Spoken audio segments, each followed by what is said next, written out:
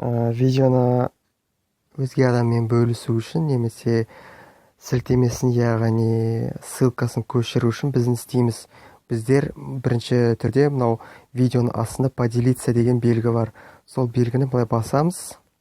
Бұл жерде копировать ссылку, ВКонтакте, WhatsApp деген осы жазулар шығады.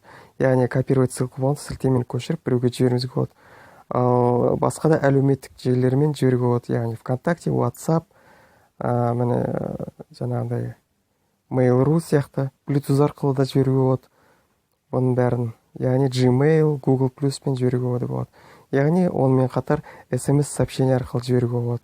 Яғни қазір мен сіздерге көрсетейін, копировать ссылку деп шықты. Мына астында көріп отырсаңыздар, скопировано деген жазу шықты. Сол скопировано деген жазумен біреуге жазып жіберулеріңізге болады.